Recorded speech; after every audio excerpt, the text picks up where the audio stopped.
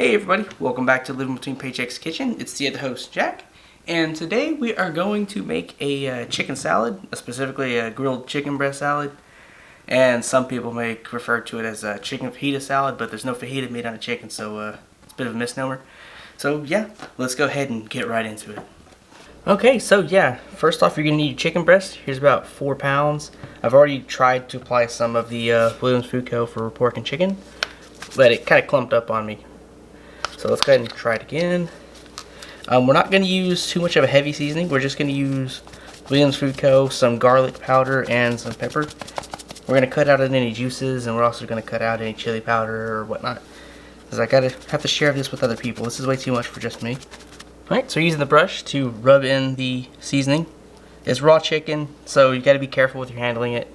Obviously the best way to do this is to literally just grab it in there and mash it in by hand, but I'd really rather not have to wash my hands a dozen times a day if I don't need to.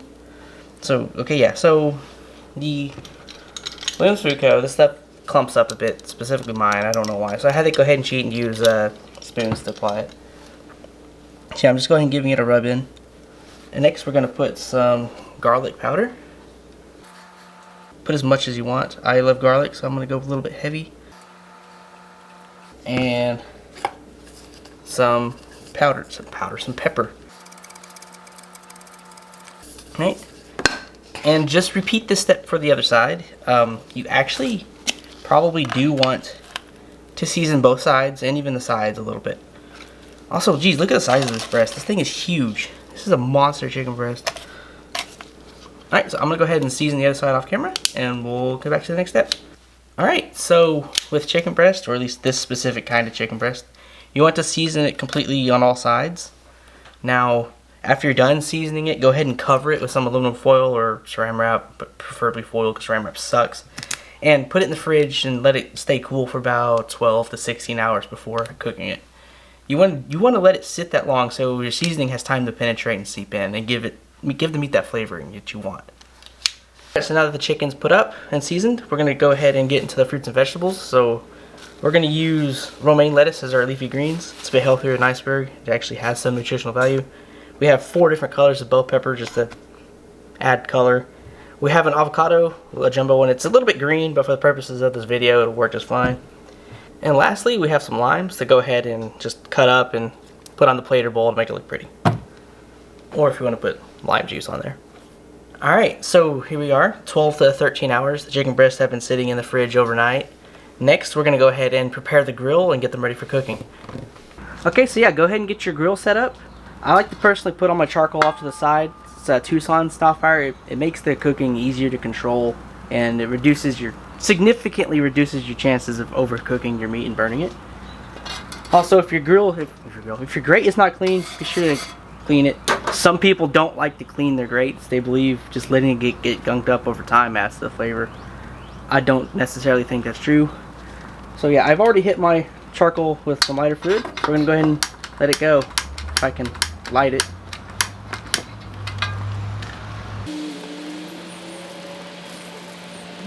Okay, now that the fire's going, you want to go ahead and let it get nice and hot and wait for the charcoals to start to get like a white color to them.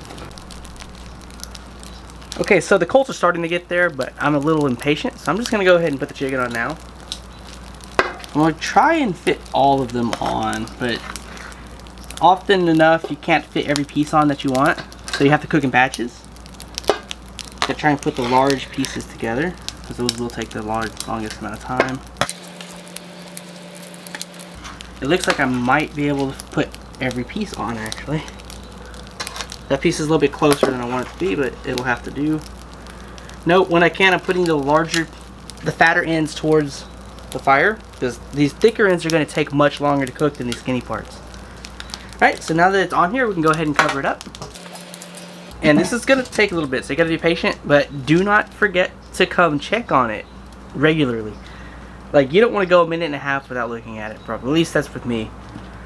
I like to try and micromanage my barbecuing and grilling as much as possible, if they'll get the best tasting food possible. Okay, so it's been about 4 minutes. I'm going to go ahead and apply some lime juice to the chicken. This is an optional step. You don't have to do this. I skipped adding lime juice during the seasoning, specifically so I could add it here without adding too much lime juice. Now, I'm going to do this periodically about every 5 or so minutes. But as mentioned, this is completely optional. You don't have to add lime juice. Okay, so now that the chicken is cooking, we can prepare some of the vegetables and fruits. Well, mainly just the vegetables. We're going to cut our romaine lettuce. We're going to leave it as big leafy chunks. We're just going to cut it off the stem here. And the other thing we're going to cut now is going to be our bell peppers. We want long, skinny slices, preferably. Our fruit, we're going to wait till we're at the very end.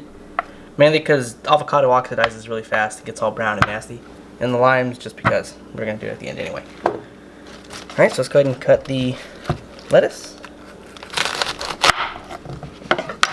We want big leafy chunks like this. At least I do. You can cut it into smaller pieces and shred it if you want. Now, for the bell pepper, I'm going to go ahead and cut the bulb off and take out the brains. And try and not make a mess while we're doing it. Cleaning up bell pepper seeds is a pain in the ass. Alright, let's go ahead and slice it in half.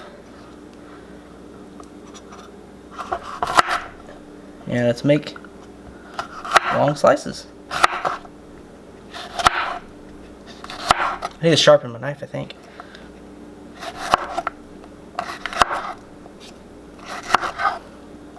Ooh. Yeah, definitely sharpen my knife. A little dangerous. And just repeat this step for all your bell peppers. Alright, so it's been about 15 minutes, and I just checked the temperatures on the chicken. It's about halfway there. It's at 130 degrees. We need 165. This piece was right here. I swapped it out. We're going to go ahead and flip the chicken now. I want to get the underside exposed. Or the top side exposed, I guess you could say. The camera is right in my path of where I would normally be standing. If I sound quiet, it's because I'm right behind it. But there we go. Now, at this point, we could also, I'm going to rearrange that because it's really close to the fire.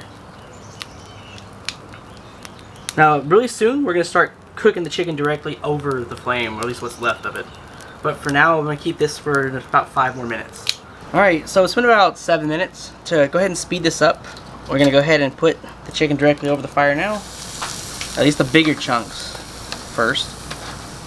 I checked the temperatures, they're about in the middle 140s range. But we really need this to hurry up because we don't have a whole lot of fuel left. That is one of the big downsides to using this style of fire, is your cooking time does increase, but you gain much more control over how your food does cook. Now when you have it directly over the fire, you gotta micromanage it a bit more. You don't want one side to sit for too long, otherwise it'll blacken and burn long before the interior is finished. So be sure to periodically check it, but don't mess with it too much, otherwise it won't cook properly. Alright, since we finally have it over the fire, the cooking time will shorten a heck of a lot. And it'll probably only take 2 or 3 minutes to finish reaching temperature. But you do need to be careful with chicken. Be sure to have a temperature probe on hand. I have a digital one. See that, it's starting to blacken. I left it a little bit too long. You also want to make sure you don't overcook your chicken. If you overcook it, it'll come out a little bit tough, and you really don't want that. Right, the chicken is about done. I'm going to give it about 1 more minute, but I am going to hit it with lime juice one final time. Chicken is done. I went ahead and checked the temperature off camera. Cook time is about 30 minutes, give or take. So we're going to go ahead and put our chicken in our aluminum foil wrap, and we're going to let it hopefully stay warm, and we're going to go ahead and chop our avocado. This is what I put the chicken in, just so you can see. Alright, before I forget, there's one more thing we want to do while we still have some heat left on the grill. We want to grill our bell peppers. Now, obviously because they're thin slices, they would slide right through the grate. That's why we have this special pan that has holes in it to let the heat rise up through. So let's go ahead and do that. Yes, it's just as it looks. Go ahead and just throw the whole thing straight on the pit and go ahead and cover it up. Now, because it's greens and it's not meat, be sure to toss and turn it a heck of a lot. Now when you are tossing your bell pepper, be very careful not to let any fall through the grate, because there's no recovering that. If it falls down, it's gone. Usually the bottom grate is not food safe. So yeah, if it's down there, it's gone forever. About 8 or 10 minutes. The bell peppers are lightly grilled. I'm gonna go ahead and pull them off now. They're not 100% done, but that is perfectly okay, especially for this instance. You don't want them to be squishy completely. At least I don't. But if you do want them cooked more thoroughly, by all means, please go ahead and leave them on here for another 5 or 6 minutes. But for me, this is good enough. Alright, at this stage we are almost done. All we have left to do is cut our chicken and slice up our avocado and then plate it, and it will be good to go. So for our chicken, we're going to go ahead and cut it in half and then make slices.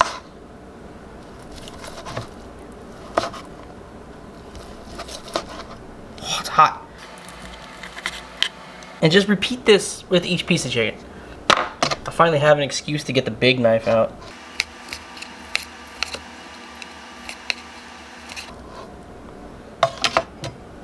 Let's check this out. Some really nice chicken. Alright, here's our chicken. It came out damn good. It tastes amazing, especially that Williams Food Co. sauce seasoning is amazing. Absolutely love it.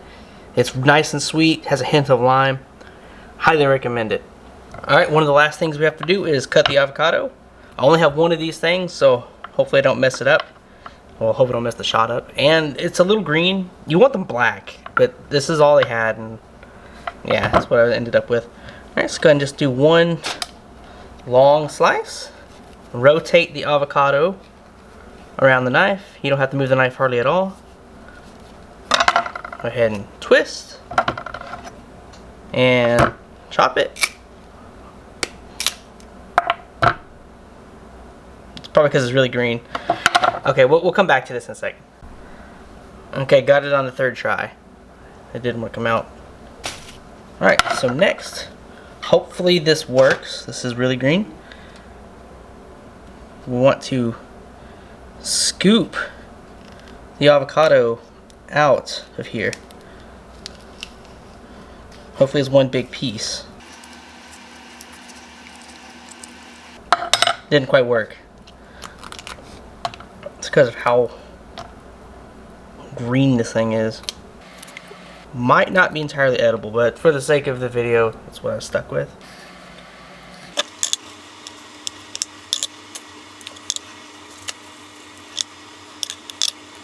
Alright, will this one be easier? I kinda doubt it. Ah! My hand's slippery from the first one. Normally you want to get it right here under the bottom at the end, but can't get in there. There we go. Got it. Oh god, this part at the front again. Alright, try not to move it around too much on the cutting board, otherwise it'll turn into liquid. And what we want to do next is give it some thin slices. Be very careful not to cut yourself. I wish this one came out a little bit better. Alright, and next just plate it. Alright, and here we are, our grilled fajita chicken salad, or just grilled chicken breast salad. The avocado was definitely not ready, but for the sake of this video, it's okay. We have our bell peppers lined up by color, and we have our chicken. This came out really good. Absolutely loved it. It's outstanding. And the romaine lettuce, you don't have to do this. This is purely for presentation, but if you want to, you can eat it like that. Or you can chop it up in little bits and put it on there. Sorry for all the background noise. The AC and freezer decided to turn on at the same exact time. But yeah, this is probably our first grilling recipe. At least I think it's the first grilling. We may have done something before. We've definitely done barbecue. But yeah, this is grilled chicken fajita salad, or just grilled chicken salad, considering there's no actual fajita meat on a chicken. But hey, some people want to fight over that. But it came out really good. This is probably actually the best presentation I've actually done on the show so far when it comes to actually plating and everything. But yeah, thanks for watching. Really hope you enjoy it. You can catch us here on YouTube on Tuesdays and Fridays. We're also on Facebook at Living Between Paychecks Kitchen, I believe. We're also on Instagram as well at Living Between Paychecks. I'm not entirely sure. It's been a while since I checked the Instagram. Oz handles the social media aspect for the most part. I do the Facebook occasionally. But yeah, thanks for watching, and hope to see you next time.